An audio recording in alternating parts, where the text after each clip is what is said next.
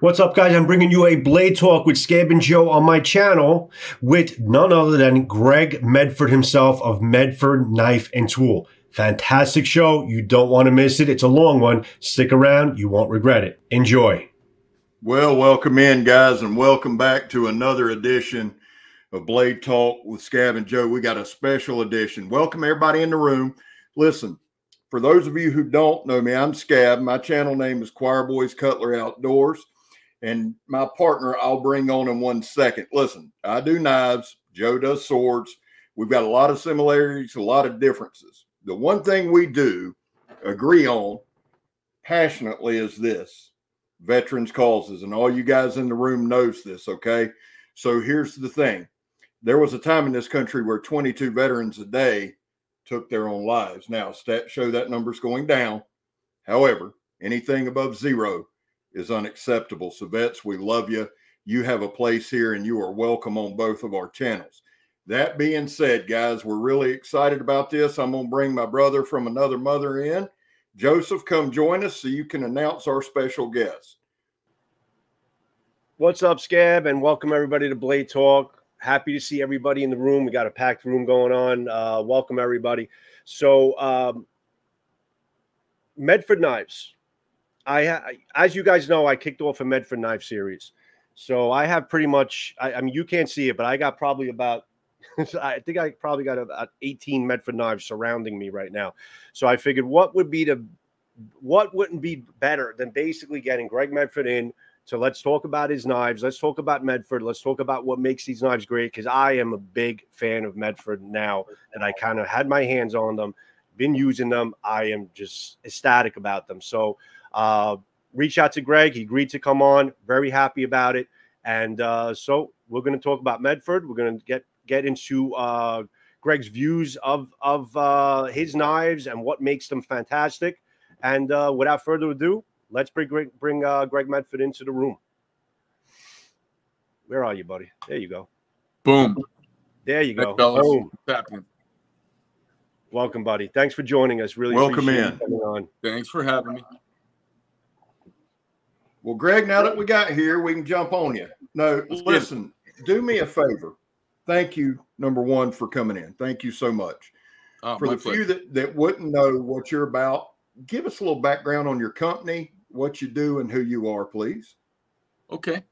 I started the company 12 years ago. I was kind of reinventing myself when the economy crashed in 08, 09. Arizona got hit really hard. I was an air show pilot at the time. I'm a Marine Corps veteran. I was in the first Gulf War. I was in the infantry. I carried an M249 squad automatic weapon. I had a lifetime of collecting. Really, I was into samurai swords, and I used to collect.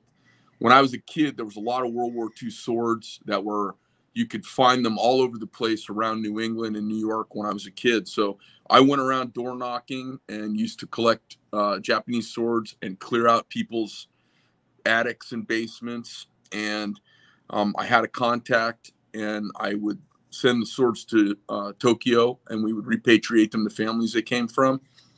I kept some for myself. I studied Iaido and was into all things. I'm a total Nipponophile. Was into all things Japanese for a long, long time. And I just had a love for swords and cutlery and knives. I went off in the Marine Corps. I went off on my only deployment to the Middle East, and I had a SOG buoy and I had a K-bar. And my grandfather died while my cowboy grandfather died while I was on deployment. I sent home my K-bar to go in the coffin instead of flying halfway around the world. So knives have always kind of been a part of my life. And I never was a pocket knife carrier. I carried fixed blades when I needed them, and I always had knives, but I wasn't really a pocket knife carrier. And I believe it or not, Brad Pitt and Lieutenant Aldo Rain from Inglourious Bastards, when he said, you know how you get to Carnegie Hall? Practice, practice, practice. And he cut that swastika in that Nazi's forehead. That something about that moment, it was hitting me at a time in my life where I was kind of at a redefining crossroads moment. And I started calling around, like, where can I get that knife? Where can I get that knife? Oh, I'll make it for you for $5,000. Oh, I'll make it for you for $7,500. And I said, well, I build airplanes, man. I can make a knife. So That's awesome. I drew some pictures. I'd been trying to figure out who I wanted to be when I grew up. You know, like I was 40 years old. I had 2 young kids. I was married. And I had one of these, is this as good as it gets moment? You know what I mean? We all have these changes in our life where we enter a new phase. And everything that I had done in my entire life kind of led up to that crossroads moment. And then I just said, well, I want to make knives, but I want to make really cool knives that guys in my unit would like. And I drew some pictures, invited some guys over. Everybody liked a different knife. I said, I'm going in the knife business. And they said, you're out of your goddamn mind. And I rented a building the next day. I bought a grinder the next day. I rented a building the day after. I basically was the last guy, besides 2 retired dudes on my street, who had not given his house back to the bank. And I had made all my payments. And it was my last. I had a bunch of airplanes. I had sold the airplanes at top of market. I had run through all my cash, and I was officially going to be a broke dick. I wasn't going to be able to pay my mortgage. I mean, I've never not paid a bill in my life. And in that moment, I asked an old man to rent me a space in his building, and I told him I had no money to pay him. And he kicked the ground, and he said, oh, my wife is going to kill me. I really like you, kid. And he said, all right, you can have the building. And I started making knives, and 2 weeks in, a guy walked in and bought everything I had with cash. And I called up the landlord and I said, hey man, you better come down here. I got the rent. So he was down at the building in about 5 minutes. And he said, oh, I'm so happy. Oh my God. My wife's been ragging on my ass, and I'm going to just throw this money at her, and she's just going to have to eat crow. So it was kind of fun. And then I called up Amy, my wife at the time, and I said, Amy, I got the money for the mortgage. We're going to be okay. So that's yeah. Go ahead. That's kind of how it got started. And then, you know, I kind of didn't have a beer fart in a windstorm idea what I was doing. I had learned how to make knives recently, and I was making a simple kind of knife. And what happened was people just started coming through the door saying, hey, I heard there was a guy over here making knives. They just wanted to see it. And then they were like, well, do you have any more? I'm like, no, I made 22. I thought I wouldn't sell them this year. They're all gone. And so there were so many people who were so gracious helping me get going. And all of a sudden I sold 10,000 knives. I mean, it did happen pretty fast, and I shit myself. I was like, oh my God. Wow. Okay. Yeah. Now, you were talking my language. Let me ask you this.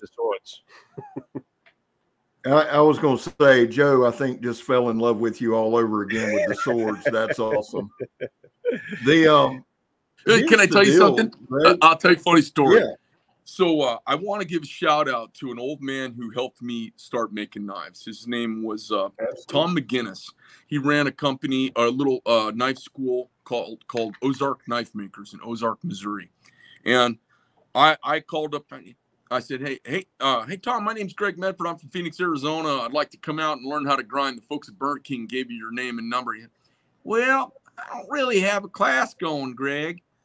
And I said, well, that's great, because I just want a private. Man, I really don't do private classes, Greg. And I said, well, that's no problem. What do you normally make in a class? And he told me, I said, well, why don't I just give you that number, and I'm just going to come get private instruction. How's that? Yeah. Well, I don't know about that, Greg. You're a fast-talking Yankee. You know, he just was so funny.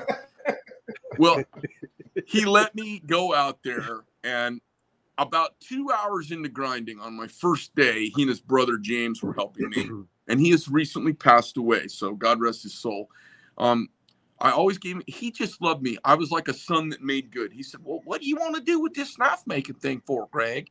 Because he made like all this frontier kind of buoys and leather stuff. You know what I mean? I said, well, I want to be the biggest, coolest tactical knife company in the world. That's what I'm going to do. And he was like, they all laughed at me, you know. By the third year, they were asking me to come back and teach a class. And by the fourth year, they had a poster of me up on the wall. They were like, Greg's our local boy, made good, you know. But we were grinding for about 2 hours, and they were standing there scratching their heads. And they said to me, "What? God damn him, he's kind of a natural knife maker. Look at him grind." And then Tom, he comes walking out with late 1780s, 1790s katana and says, "Hey, Greg, somebody gave me this. They asked me to regrind the tip, and I can't see it that well. Would you do it?" And so I'm like, on my 3rd hour grinding knives, you know, the guy hands me like a $6,000 sword, and I'm like, oh. So it just took off from there. We made Damascus and made tomahawks and just had a great time for 5 days. And I came back and I was in business making knives. I had an oven, 1 grinder, and I did everything by hand. That's awesome. That's awesome. So do you have any of those originals? Did you keep one? Did you just sell everything? Funny you should ask. Would you like to see one? Oh, can we see it? So please. I got 10 feet to walk over to my little side table, and I'll grab it and bring it back. Hold on. Cool. You're good, and we'll stand hello to people in the chat. Dabney, how are you? Jerbs, man, thank you for your work. Freedom Frog Gear, DJ. Shane Gables is in the house. Charles, who did his first video today. Timbo, good to see you guys. Let's see back, what we got here. So I said, hey, I want to do this. And now, remind you, these guys were doing like bone handle and abalone, and they were making these fucking tomahawks you could smoke peace pipes out of. I mean, they were really into all this like frontier leather clothing stuff. So I come in there and I'm like, whoa, I want to make tactical knives. They were all kind of like, who wants those? And so this was the first knife I made. I actually made it out of a leaf spring. It's my very first knife, my very first day ever making knives. Wow. I'll show you the other side. That's pretty badass, man. That's your first knife? Yeah. First knife you made? Seriously? Wow. No shit. So the guy says to me, he goes, you know, they watched me make it. Oh, damn, he's kind of a natural knife maker. Now, I didn't know at the time. I thought everybody could just step up to a grinder and make a knife. I was like, oh, all right, cool. I can do this.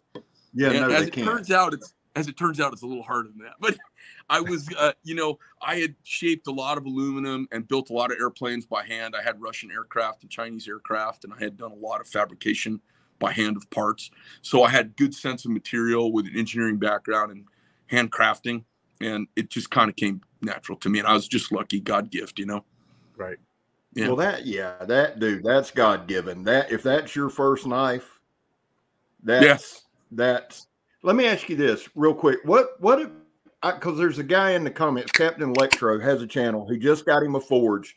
What would you get? What advice would you give trying to get into knife making? Oh boy.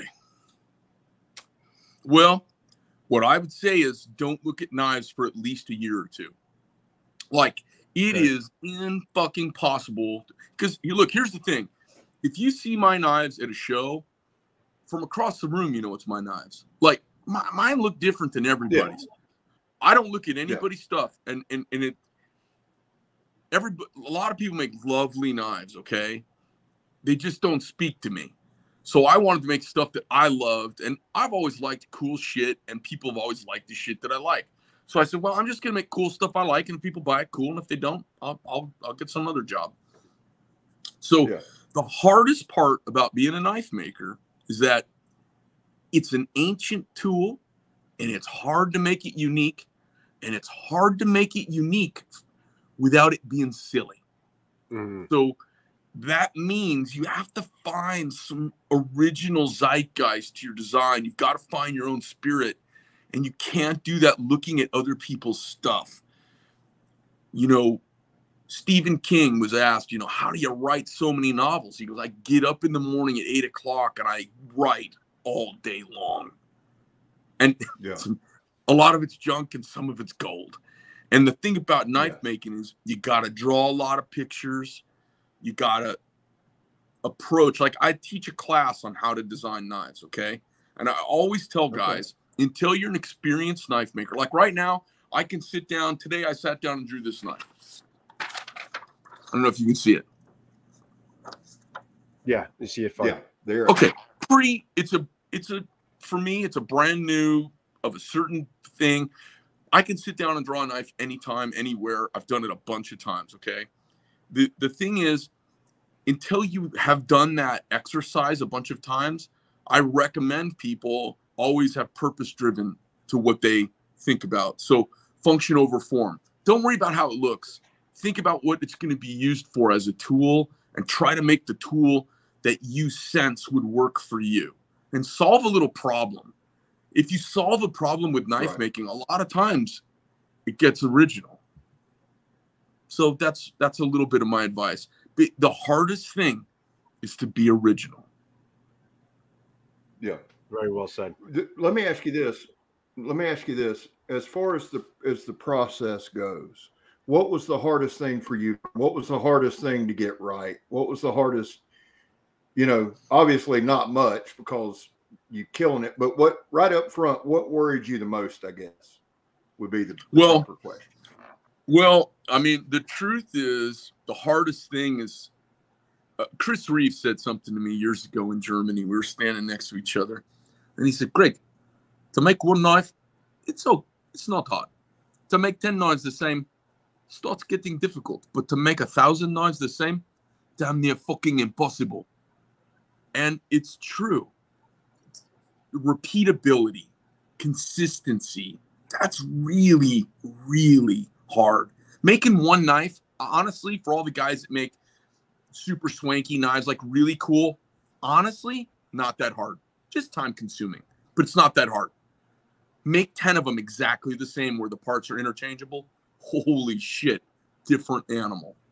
Right. So to go to try and, like, my knives, I have a standard, an expectation that's very different than everybody in the business. Everyone says my knives sound different. I'm not arrogant about this. I'm just telling you kind of my brain, how my brain works. But if you hear people say, oh, it's got that Medford sound. Oh, it's got that Medford feel. Well, we don't make holes to plus or minus size. We make them undersized and we lap them all to size, which means they're perfectly fitted almost always. And what that gets you is a chassis with this moving thing in it that are so closely in communion with one another that when they lock out, it feels like a fixed blade. Yeah. It doesn't wiggle and talk to your hand like a folder. Right. So that's my thing, man. A crazy tolerance. So we make, and guys say, oh, he just uses titanium slabs and he just uses S35, rah, rah, rah. It's not about that, man. It's about fitting it all together. You get the best parts for a race car and you put them all together and you got zero. You get the best parts for a race. You get mediocre parts together and you get a master builder who knows how to tune and time the vehicle. You can win races with it.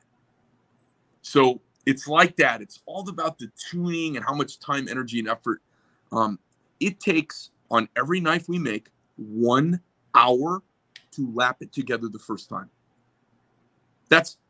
It's a perfect, everything's ready. It's awesome. It takes 1 hour to lap off the micro, oversize, or undersize so that it fits perfectly and mate up all the surfaces. And that's what gives it that kind of hydraulic feel, that snap, that pink, that crack that it gets. Right. That's where you get that from. Right. That's what I was sitting here playing with this one. Yeah. I mean, they do have a sound, though. It feels different. That. Yeah. It has that sound. Let's get into the steel, if you don't mind. What's your favorite steel to work with? And we'll go from there, but you got one? Well, I'm kind of all right. So listen, I'm kind of a polarizing guy because I say what's on my mind in a world where people are used to being sold a line of bullshit at every turn. And I don't care what party, I don't care what state, everyone's being sold a bunch of bullshit. Every problem in this country is so easily solved, and we collectively, the leadership class, has its head up its ass. It's the same in business in a lot of ways. So steel companies are always competing with themselves, with their previous products, and with a few competitors. And they got to come up with some sizzle. They got to sell some sizzle. Yeah. And knife companies that have what I call stewardship leadership. So these are the big companies that have been around a long time. Those companies don't generally have the original creator running them. They don't have the original creativity running them. They're just companies. So what do you sell when you don't have any good ideas? Honestly, what do you sell when you don't have any good ideas in the knife business? Tell them it's fucking unobtainium. Tell them it's kryptonite. Right. There's a lot of bullshit in there's a lot of bullshit in knife in steel land. The truth is, and nobody looks at the beginning of the curve. They're all comparing this little top part of the curve. The performance on these steels are fantastic. They're better than almost everybody needs. We can break every knife made. What do you want your knife to do? You know what I'm saying? Right. Every knife is breakable. It doesn't matter. I've never seen a steel. I mean, I can break a Magna Cut knife, no problem. So my question to everybody is, there's a lot of ado about nothing. The most thing I love, my favorite steels are the ones that heat treat very, very predictably. And that's not all steels. But we're pretty good at it because we do our own heat treating. My favorite steel for when I got started was D2. And it was because it was so consistent and I was new at knife making. And there was no constraints on getting it. I could get it immediately. Then I moved to S35 and CPM 3V. And when I went to S35, S90, S30, I got used to heat treating that family of stainless steel. And 3V is not stainless, but I was doing it at the same time and it heat treated about the same way. And very, very predictable. And there has been classic paradigms. The harder you make something, the more brittle it becomes. So it's always been balancing hardness, toughness, abrasion, and corrosion resistance. We try to balance that all of those requirements that a knife person wants from their knife, right? Those traits. Right. And then what happened, a new steel popped up. So Laren, I think his last name's Thomas, who came up with Magna Cut. He's the son of a knife maker. He is into metallurgy. And I got to tell you, knife makers are generally not high-level metallurgists. None of us got into knife making because we're nerds about melting carbon in and the formation of vanadium carbides. We didn't get into knives for that. We get into knives because we like cutting stuff. We like knives, and something about a knife feels powerful and speaks to an ancient thing in us, and we like it. I don't know any knife maker who got into knife making to nerd out on metallurgy. Right. What happens is, just like a race car driver, you like racing cars, but you learn some stuff about tires while you're racing, right? So it's the same thing with steel. You end up learning some. Now, here's what happened. Magna Cut came along, and it's got some really interesting properties to it. It does something unexpected and very counterintuitive. And as I experimented with it, I wasn't comfortable with it. So I kind of came slow. I was sneaking up on its performance. So what happened was when we initially launched Magna Cut, we backed off on the hardness a little bit because it just spooked me. I was like, I don't know, man. I'd rather have it a tiny bit softer than as hard as they're saying, because typically as hard as they're saying, these tips chip and the edges break and it causes me lots of problems. So I went with something I know. I got it to a hardness I like. Now, there's a lot more data now, and there's been a lot more people using it. And now, you know, our Magna Cut's 63 on the Rockwell scale instead of 59 like I did it originally. It's now 63. I use a very... Yours is. Yeah. And the stuff coming out today, it's heat treated at 21. It's austenitized at 2150. And then we do a cryo, and then we do 2 draws at 350, and we get a 63 HRC out of it. That's pretty standard. But I just didn't jump there right out of the gate. What's that? But what you're saying is, if I'm understanding, and Greg, please bear with me, because this whole thing, I'm a little different, and this whole process is a learning thing for me, the channel, the whole deal. So what you're basically saying is you've worked your way up. You did something you were comfortable at and just worked your way up from there to a 63. Yeah, and I talked to Laren about it on the phone. Yeah. Okay. And it drives knife nerds absolutely out of their fucking minds. They're like, oh, why would you do that? And a guy says to me, I get these kind of things. You would never buy a Ferrari that doesn't have the max performance engine. You would never buy a peak performance race car that has a detuned engine. And I go, that's not fucking true. I've got sports cars. They detune sports cars engines all the fucking time for reliability. Are you kidding me? Every car you ever buy has been detuned from the race engine parent that it comes from. Why? For reliability, for consistency, because they don't know what people are going to do when it gets out in there in the wild. Every engine in a Ferrari or a Porsche is detuned from its max capability. Every one. Every Ford Mustang you buy, the motor in it, it's detuned from what its capabilities are. So people are basically making my argument for me. They're saying, yes, it's exactly like a high-performance sports car. And what you see is over the course of the first few years of launch, they work their way into the horsepower. They increase performance.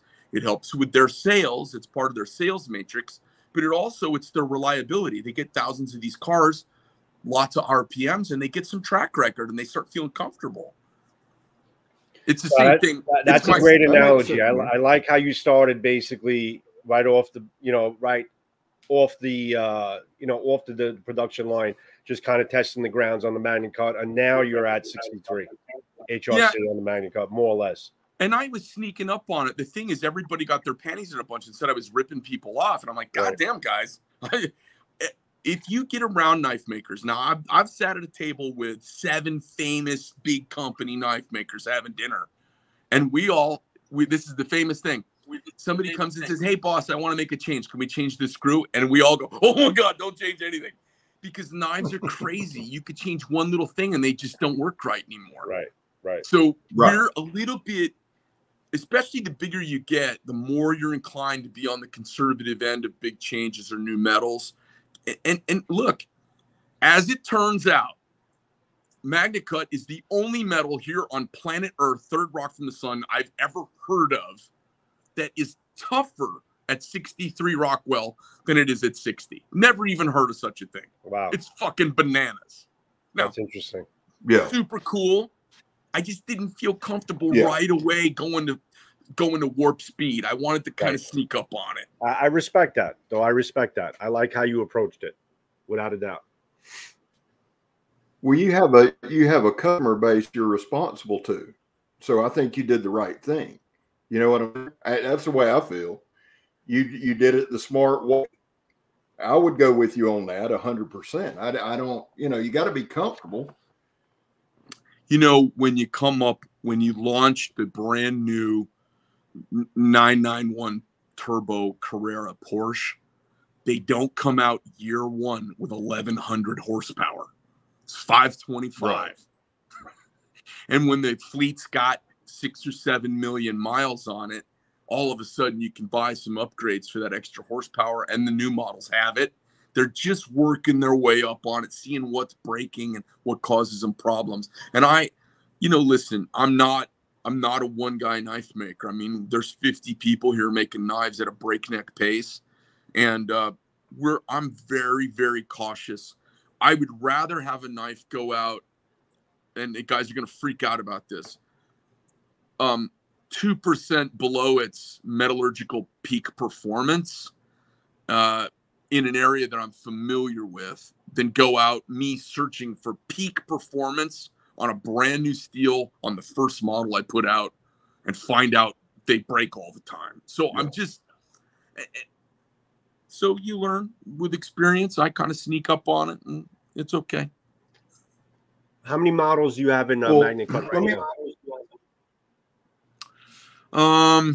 Well, I'm not offering any models in Magna Cut. I'm only doing special projects in it. Okay. And now, as it is, I've made friends with it, and I like it. But it does some stuff that's counterintuitive, and it anneals at too soft a temperature. When we draw it, it's at too low a temperature, so that I can't do PVD on it. So I can't do any of them black. Right. Okay. So like for a tactical knife maker, I got to be able to do black. Right. It's going with it's out of the wheelhouse a little bit of your knives. I got you. So it's a really cool metal. Like on my ASK line, I don't know if you guys are familiar with my ASK line. Are you? I haven't really had my hands on it. I've seen it. Okay, so like this is my little, 130 years of dominated by a company out of Switzerland, and I've come up with this model and we've made it work. This knife, the first couple thousand of these are all magnet cut, and they'll be the first 400 of them, they're at 60. The next 500 of them, they're at 61. The next 1,000 of them are at 62, and the ones we make now are at 63. Great. Okay. Yeah, so I just a little conservative, and I'm like an old man. I got to tell you guys, I carry this thing all the time, and if you get one of these in your hand, I would love to see you guys do a review on this knife. Super cool. Got a great half stop. It's got really nice American walk and talk that you want from a knife. It's got tools in it. It's modular, titanium hardware, titanium liners, 100% made in America. 100%. Awesome. Not it's sort badass. It's awesome. It's my badass, favorite thing. Man. I'm in love with it. It really is. JR, we got to like the handle. That whole thing's dope. So let me ask you this. You mentioned tactical when we first started talking. Yeah. What to use tactical? I know obviously black, but what says tactical, Greg Medford? Honestly, anything you can shove into someone's neck or pry open a box with, or the K-bar, as ubiquitous a knife as it is a knife of a design during a time when there are material and money constraints. It's not a great knife. The design, the rat tail design with the leather stacked handle, I've broken more of them than not broken, okay? But it served its purpose. It was meant for a time when your average life expectancy was a couple months at war, and you were going to storm up a beach and a bunch of guys were going to get killed. Just get there and get a knife, right? Yeah. I think when form is trumped by function, it's a tool. And when the tool is focused on field use as opposed to city use, I think it's a little more tactical. And I hate to be so squishy and broad with you, but you take most knives and you paint them black, they look tactical. So I'm dying. I know you got one near you. Let's see one of your fixed blades, because I know you got one close by, right? Well, I mean, I got this one I just showed you. But you did one, which, that's dope. I got another one. Hold on. I got this one. That's it. That is awesome. Look at that grind on that. That is amazing. That is amazing. That is badass, man. I'm gonna stab the fuck out of what kind of steel you have on there? What's that? Steel. I got. We can stab them up. That's CPM 3V. 3V. And then I've got this guy here. Ask a knife guy if he's got a couple knives laying around. Well, that was the point. That's now, is that PVD coated? Yeah. And that's the one you're sending me for review, correct? Just to clear that up. No idea. I love that, man. That's now. Do you do all your coatings in house, Greg? Well, do you do your coating in house? I looked at doing it, but that's actually a product called Armalube. It's not actually PVD or DLC. It's part of the cathodic arc technology family of coatings, where you hang your whatever you want coated in an autoclave, and you charge it electrically, and then you have a sacrificial cathode, and you create a plasma. You introduce gas, create a plasma, and it bonds to the outer molecular layer of your molecules. Right. It's like $1 million to bring a small chamber in my facility, and it's really a like white lab coat kind of job. And I just said, man, I've got everything in house. I don't fucking want that in house. Right. So I send that out. Now the guys who do that for me, they make parts for the United States submarine program. So They're the best in the business at coating, and it's different technology because it doesn't create a semi-porous microscopic surface. It actually creates a vapor barrier, and it actually ends up making your knives very, very rust resistant because it was developed for the saline environment. That coatings is my background, powder coating and that kind of thing. So that I understand that part, and it makes sense. And I was just curious. I knew you did most of your stuff in house, even though I guessed wrong on several things. But I thought I was curious about your powder. Now they do all your surface prep. They do all of that for you. We get them pretty surface prepped. We do a blasting and tumbling and cleaning, and they do a deep vibratory clean, and then they do the coating. Okay. A lot of people don't understand. A lot of people don't understand when you talk in this family of cathodic art, which is DLC, PVD, Armalube, these types of things. This cathodic art technology has almost zero mass to it, zero dimensionality.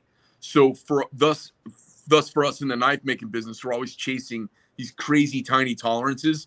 You don't make a knife that's got like, 0.2 tolerance in the chassis and throw 2 thou of coatings on it. So it's really it's meant to be a kind of dimensionally stable product for us that's becomes part of the steel and is very hard to get off. Right. Yeah. Thanks, you about have to do that. Powder just doesn't work. I've seen people try it. It doesn't work. So you have to go to something like you're doing. And I am familiar with the PVD and stuff which is cool. Now, when you get them back, do you grind them then? Grind what? Do they tape all that? Like when you send the knife off to get coated, when it comes back, have they taken care of the edge, or do you? No. We send them out dull. We never send stuff out. Okay. And then when it gets back, we put a mirror popping edge on it. Yeah, that was my question. I didn't know how you'd handle that part. Yeah. So that's cool. How many do they do for you at the time? Oh, I don't know. That's I hate. I'll tell you, I don't fly at that altitude anymore. It's a lot of flow, so I don't put my brain's only got so much bandwidth that I can handle well. I got you. So we talked a little bit before we went live. You said you were at about what, 1/3 veterans? Yeah, because I know that's big to you. Yeah, that's big to you. So veterans. I mean, listen, as a infantry combat Marine Corps vet, I will tell you, veterans are the biggest pain in the ass, and they're also my people. So there is nobody who can tell a veteran, quit your fucking whining. You're not a hero anymore. We're just regular old Americans. Let's get back to work. And so I've had the great pleasure of helping a lot of veterans when we had both wars in Iraq and Afghanistan going, kind of re-enter back into America, because they could come to a place where there was kind of an old gunny hanging around who kind of knew how they spoke, and I knew how to speak to them. And at some point you can go, okay, bullshit with your PTSD. Enough already. Quit fucking telling your war story. We're making knives. So there's a little bit of like, you can do that when you've been there a little bit, and you can help guys kind of relaunch and settle back down into America. The Greatest Generation did it with 2 martinis and picket fences, and they sold insurance and built the goddamn world. So we can do it. It's not that big a deal. My grandfather was in World War II, and when he come back, he born in Mississippi, and when they moved back to get work, they come to Florida. He helped. I think he helped. They laid tile in Marine land and did something else. So he was a hardworking guy. My grandfather was kind of it for me. He was an old tough guy. He was a big man for World War II, but he was cool, man. And I'm glad that you do that, and I'm glad you give them a place. You know what I'm saying? Yeah, that's awesome. Because that's awesome. I've literally had dudes standing around in a circle where a guy says, well, that's when that dude fucking shot me in the leg and my guy in front of me got killed. And the next guy next to him says, well, you pussy, you should have helped him so he didn't get killed.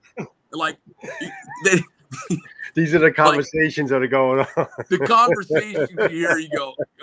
This guy's like, No, the first time I shot that dude, I hit him, and then all of a sudden these bullets are around me. Somebody goes, "You pussy, you laid down on the ground." You know, like it's just the gallows humor and dark humor of veterans. It's fun to be around if you're familiar with it. And then civilians stand around and they're like, "What did you just say?" So it's kind of fun. Yeah. That's damn funny, I gotta say. Oh man. But listen, I'm surrounded by your knives. I mean, listen, it's great. I mean, I've S45, S35, D2, S390. Those are pretty much the steels on all these knives for the most part. JR, tell me if I'm wrong. But the one consistent thing, it's nice to have great steels, great edge retention, toughness, hardness, all that stuff. The one thing, the constant with me is the, I mean, I love big knives. I love your knives because I love big knives. I just love them, okay? But the constant for me is just the handles, the comfort of the handles I'm in love with. That's what my favorite thing is about your knives is the fact, and they carry well. There's a lot of criticism. Some people have said, oh, they're too big. They don't carry well in your pocket. I think they carry incredibly in the pockets. I mean, I could fit my phone. I could fit. It's just they're fine. And your clips are fantastic. I love your freaking clips. This is how you can tell if somebody has never held my knives or they're a chat room warrior. If they say all his knives are D2 and they're overpriced. I mean, we don't make many D2 knives, let me tell you, and we haven't for years. Second thing, if they say they're too big and you can't carry them well, okay, a Praetorian tie may be too big for guys who wear seersucker pants, but it's not true. They're being carried by almost 100,000 people, so they just get carried. I carry them every day. They're carryable. It's crazy. And then the other thing is when guys say, "Oh, they're just pry bars. They don't cut." I mean, what's your experience? You guys touch knives all the time. What do you think? They cut. I mean, that's bullshit. I've got. Yeah. They cut. I can prove this cut. I promise you, there's not a more used Medford Praetorian in the world than this. I'll bet you money. The thing is this too. I'll go out here and do a video right now. God damn it! Well, I'll cut everything. But here's the deal, Greg. Here's how you know nobody's ever carried one. Because that's the first statement is, well, it's a pocket tank. You can't. I carry it if I'm not now at work. I sandblast and I powder coat. So I'm not carrying a Medford S90V. It'd be like going and throwing it the sand at the beach. Yeah. But on the weekends, I carry it. When I'm not at work, I carry it. I don't even know it's in my damn pocket. I mean, it rides well, and it works. This is a mini Praetorian, Scab. This is the mini. Let me see it. The mini Praetorian. Oh, is that slim? It's a mini Praetorian. I think Greg said he was giving me one of those too. That guy will give you anything. This is nice. This is a great carry. Actually, I have my second box. I'm still getting through my first set of knives in the series, but my second series is going to have more slimmer carries. This is one of my favorites. I mean, this is the what's this? The Smooth Criminal. Yeah. The button lock. I mean, it's got the rear. Okay, and it's got the button. This is a fidget master. I mean, I absolutely love this knife. And this is, I think, S45 VN, S45 steel. What's it say on it? I don't think it says anything on it. Yeah, there'll be a. It does say. My eyes are not that good. I don't have my glasses. I think it says 45. Yeah. Don't cut yourself, Joe. For the love of God, just But this is definitely in terms of a fidget. I mean, I actually last night I was kind of just playing with this, watching Netflix, and just constantly just opening and closing it. But this is a great carry. I love this thing. We call that master blading. Yeah, exactly. Grateful Panic. What's up, brother? You know, this one too, the M48. Oh yeah. Ooh, fantastic. Hey, Greg, would you mind showing that ASK one more time? Somebody come in a little late and they were like, did I miss the ASK Shore Shot? Sure. Would you mind showing it one more time for us? This is the ASK. Now, this one has the new Porsche F1 livery on it for the new Porsche racing team, but it's got the tombstone ends. I don't have a plain one sitting. Oh, you know what? I got a couple plain ones on my counter. Let me go grab them. Hold on. Grugs, this is the Tonto. This is the Marauder. This is the Marauder, Grugs. Freedom Tonto. Frog Turtle. All right, Yeah, Joe. knife, bro. Joe, it's Marauder. I know I don't pronounce it right, but you know that's just Yeah, me. I butcher everything I say. he sure don't. It's my router. That's where I put that little groove around boards. Hey, so I'll show you in the initial color, which is called the Jefferson. So it's got a couple things you'd see. Our logo. I don't know if you can see. Let me see if you can see that. See that logo right there? Yeah. So Yeah. that's the Medford Yeah. crest, and inside of it is a musket and a hammer. And then on the packaging, it says 200. It says this. Let me see here. It says, oh, here we go. Disrupting the world with freedom and innovation since 1776. You're welcome. So Nice. it's basically it's got a little Betsy Ross flag down here. These handles are made in Scottsdale, Arizona. The liners are titanium 6.4 tie. They're actually stamped here in town. The Swiss hardware that you see on it is all titanium. That's titanium mined here in the United States, turned in Florida. The blades on these are CPM steels, either S45 or Magna Cut. We're actually making a bunch of flat. Sweet looking knife. We're making a bunch of flat ground, but this is a hollow ground blade. The springs are also whatever the steel of your knife and tools is the same steel in your springs. These are fully disassemblable and modular. They have a half stop like Americans like for their walk and talk. It's got our opening model has got a chisel with a knurled tapered grabber and quarter turn. This is a actual no kidding wood chisel. I find it to be one of the most useful tools I've ever seen on a pocket knife for all those times where you're trying to cut forward and you end up snapping the tip on your blade. Okay. Yep.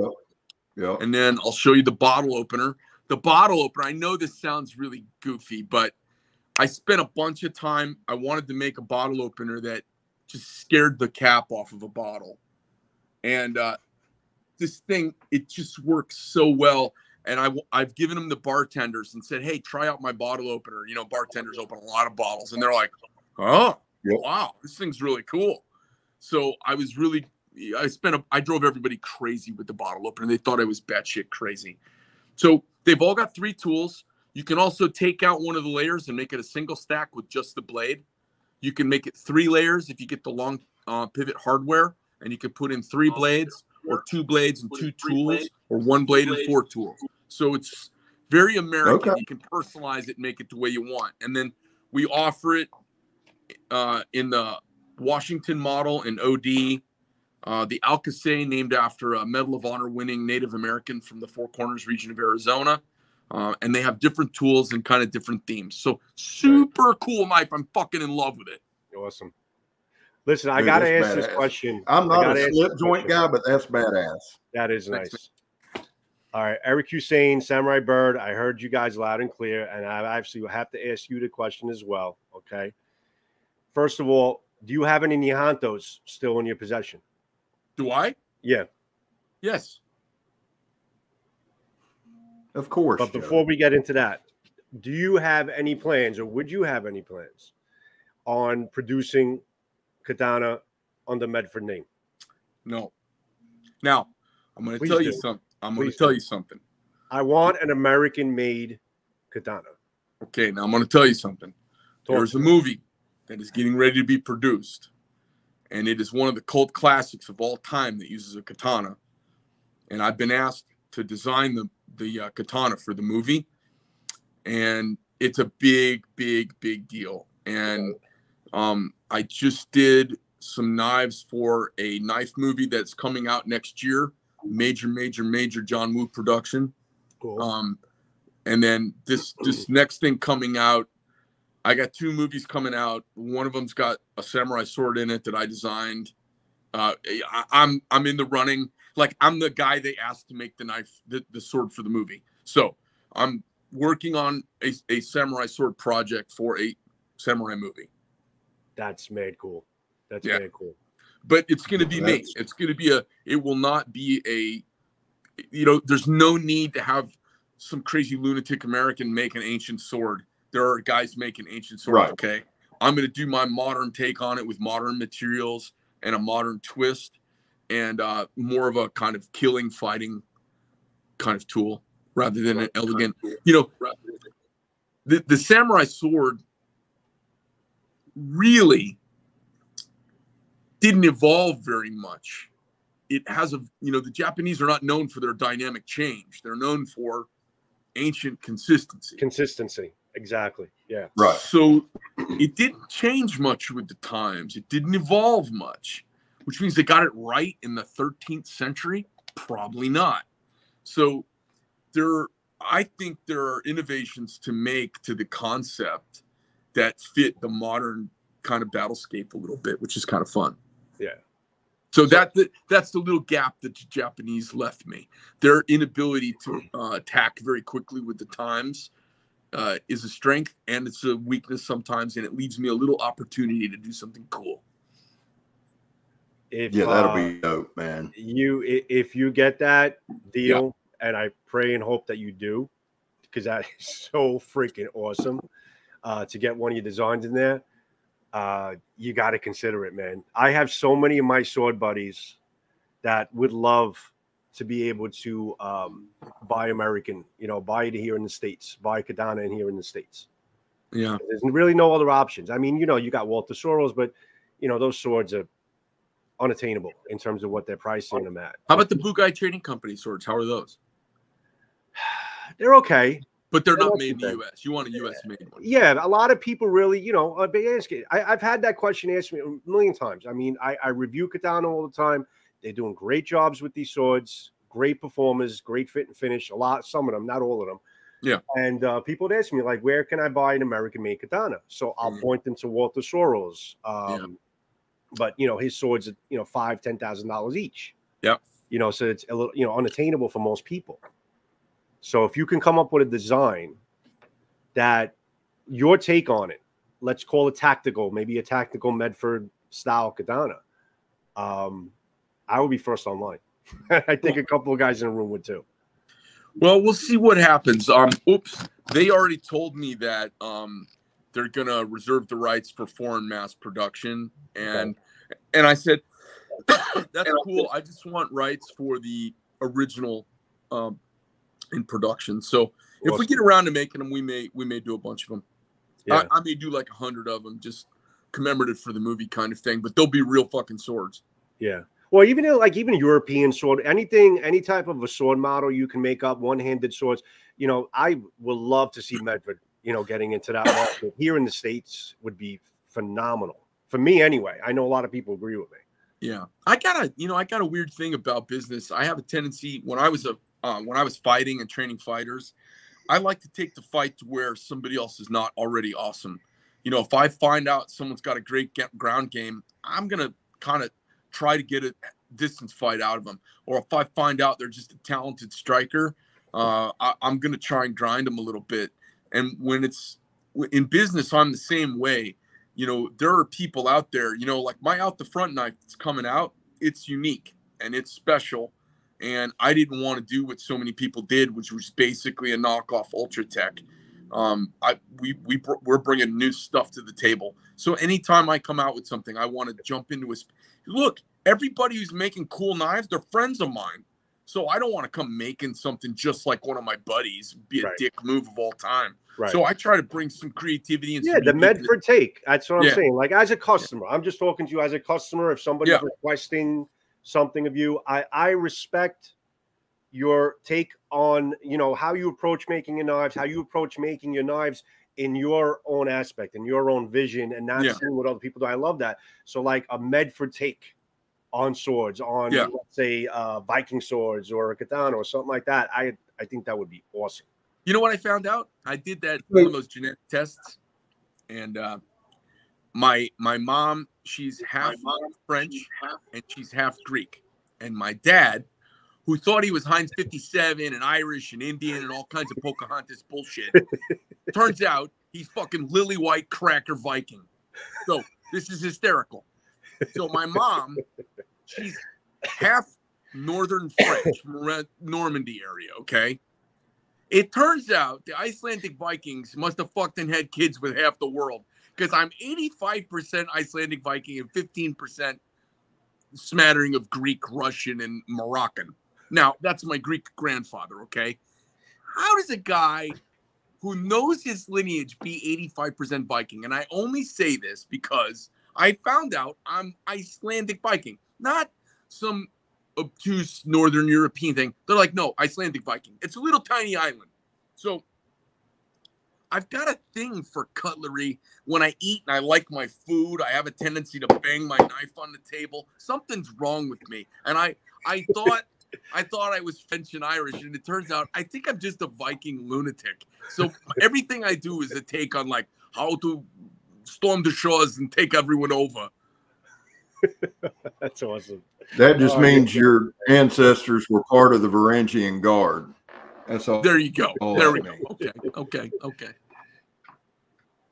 Because I had a guy not too long ago. I'd said something about being from Normandy, and somebody said, "Oh, you got some Viking lineage," and somebody was like, "The French are from Normandy." I said, "Yeah, there was a guy named Rollo who kind of went there that was kind of one of the baddest ass Vikings of all time. That's where Norman." So you get all the wondrous things on the internet. Yeah. So here's the deal. Being a knife manufacturer owner, do you just walk through one time or every now and then just pick up and I'm keeping that bitch and put it in my pocket, or pick up a knife and go play with it? Or, you know what I'm saying? You just see one and go, I want to carry that for a week or two. Well, because I carry like early models of everything a lot. And really, everything that's made is sold. So I don't get to go through and pick stuff for me ever. Really what I do is if I want stuff, like there are about 1,000 knives a year made here at the company that are just for me. So I have 1,000 knives made for me. And what I do with those is creative ideas, and I let my team play because I want to kind of squeeze their creative juices. And that 1,000 goes to the public. But they have my initials on them as they come through the building. And that means if something, like somebody brought me something epic the other day, and I was like, holy fuck. And they're like, Greg's got to see this. But it was one of my initial knives that kind of runs through. But it's going to go to a customer. I don't take anything from me anymore. There's nothing that makes me happier than seeing guys carry my knives and like them. And honestly, there's nothing that hurts me more. You could punch me in the face and I'll be like, ah, you fucking pussy, come on, hit me harder. But if someone doesn't like my knives, especially if they've actually had one, it hurts me. It hurts me a lot. Yeah. Well, that's because you have pride in what you do. Pride. It's all about pride. I think people miss that.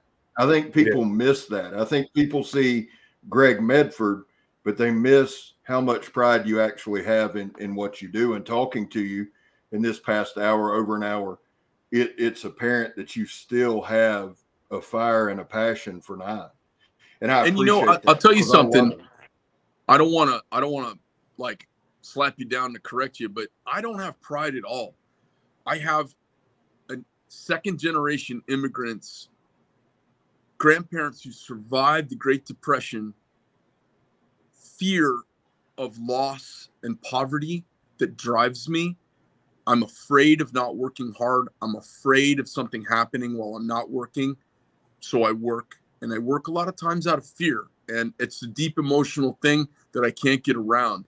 And so when someone doesn't like my knives, what they're rejecting is my horseman heritage Texas grandfather that I learned about cleaning an animal with. They're rejecting my pragmatic Greek grandfather and his desire for toughness and functionality. My grandmother, who was always working around the home, making sure she had a beautiful home. She was painting or changing a tree. She was always working. And it rejects my parents who worked with their hands. So when people reject my knives, it's not my pride. I'm not proud at all. I keep my head down. I'm never not proud. In that sense. Yeah. What I not mean is not in that sense. Let's call it passion. Yeah. And what happens is I feel like I put my love and of my family and my country into the things we make. And when people reject them, it hurts me. I mean, I've almost cried over it. I'm actually pretty sensitive about it. And I just I've disengaged from the social media world because I can't be where there's so many mean people. Right. Well, listen, I think passion's the right word, and it comes through, man. It's not pride like arrogance. That's not what I meant. Yeah. So I'm saying that passion, that fire. Yeah. You wanted to correct me. I get it. It's okay. I'm a sensitive guy too. That's all right. No, I appreciate it, man, and I appreciate that you work. That resonates with me, man. I bust my fat ass 12 hours a day in the sun sandblasting. So when I hear somebody loving to work, I want to help that person. I want to support that person. I want to be with that. You know, that's where I want to be, because that's what that to me is being the American worker. I've got I don't know 25, 26, 28,000 square feet behind me here, full of knife company. Okay, and I got 50 families that rely on me, and I'm sitting here at 6 o'clock. We closed at 4:30. We work a 10-hour workday, 4 days a week. I put us on 410 so that everyone could have 3 days a week with their family and have a better lifestyle. And I'm here at 6 o'clock because I want to talk about the company, and I want to make sure that I represent our brand and make sure people know about us and stay relevant. As an older guy in knife making, I don't want to be irrelevant. And the way you stay relevant is you outwork everybody. And so I'm here working, and that's what I do. Listen, I love it. It's just talking about the knives, not because not because of your pretty face here. I got about 15 of your knives here, and I got to tell you, I'm blown away. I'm impressed. I'm impressed at every single one of them. I'm impressed at how they perform, how they feel, how they sound, everything about them. And it's just, and I actually can't wait to really go through all of these knives, get the reviews in, test them, do my thing. But yeah, you got my support just for the simple reason that I absolutely love all these knives. I really do. I love carrying them. I love everything about them. That's enough, and I appreciate it. Yeah. And if I say anything to anybody, first of all, thanks for having me on, guys. I appreciate it. I appreciate all the guys that are sitting out there who are into this, and they engage their brains and their minds and their wallets. And frankly, I could never even approach any of this without the fantastic team that we've spent so many years building and training and working together. It's a lot of work getting 50 people to all row the same direction on a boat. And it's, clear vision and acceptance in the marketplace. I checked yesterday. We have 16,000 knives currently on order. It's a lot of work, and we're graced to have so much work. We just go as fast as we can. And I know I say and do some controversial things sometimes, but I feel like the American experiment requires us all to push the boundaries and speak our truth and grind up against one another and bump into each other. And the competing marketplace of ideas will get the best things to the American citizens and the consumer. And I'm part of that capitalist group of people who wants to make the world a better place to work. Very, very well said. Very well said. Well, I can tell you this: you've won me over, and I've never been against you, but just meeting you, it's given me a new view. Thanks. And knowing how you support your people and know that's a big deal, man. That's a big deal, and I appreciate your time. I know saying that people say that, but I appreciate your time, dude, so much. Thank you for being here.